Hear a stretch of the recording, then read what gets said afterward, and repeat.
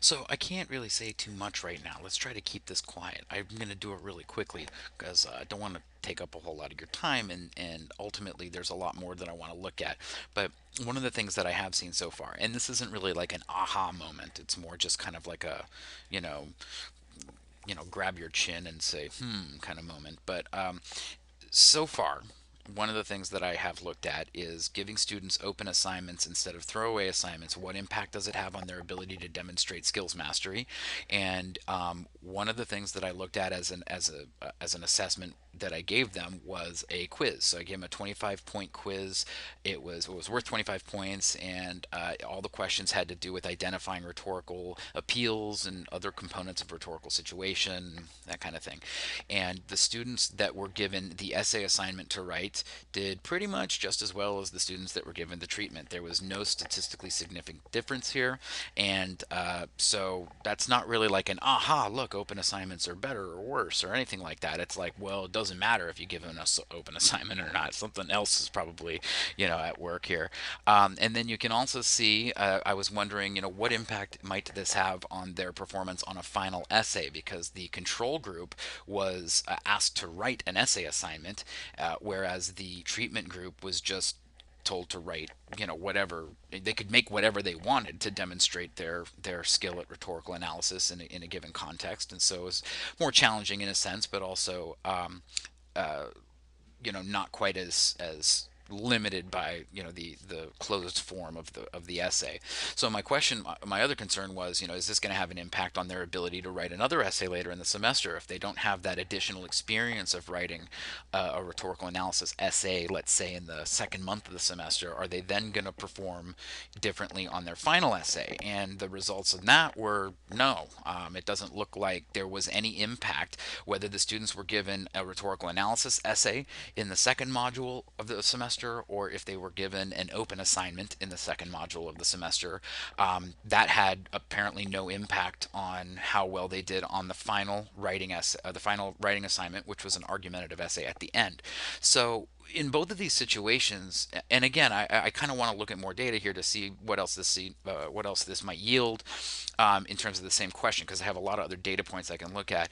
The other thing too is that I would like to maybe continue this research and maybe redesign the experiment a little bit so that we could just simply, I mean, to kind of investigate that a little bit more. Like, what does, like, why do we feel like we have to write something, or why we have to write like more and more and more every semester when it may not really have any impact on what's going on later. But again, I can't really talk about any kind of causation. I think it's just interesting to see that there was no impact. It didn't cause them to do any worse on their final essay, even if they didn't write that other essay earlier in the semester. Okay, the other thing that I did check too was this idea of grammar and mechanics. Now, that's something that students really, nobody likes doing, like grammar exercises where you're just like, studying things. But I gave my students, for this one, I gave them a pre-test and a post-test. And it was a grammar and mechanics thing. It had to do with punctuation, had to do with a few basic things, kind of like, how to use colons, semicolons, subject verb agreement, like that kind of boring important stuff. Anyway, so but they took the pre-test, they took the post-test, and it's interesting to see here. The blue line here is the control group, and this is how they scored the mean at the beginning of the semester, and this is the mean at the end of the semester.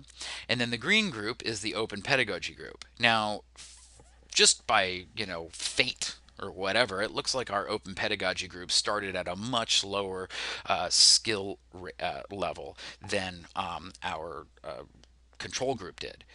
But what's interesting is that the open pedagogy group now, instead of just being given a bunch of assignments, like a bunch of practice exercises to do and things like that, they weren't actually even told to do any practice exercises.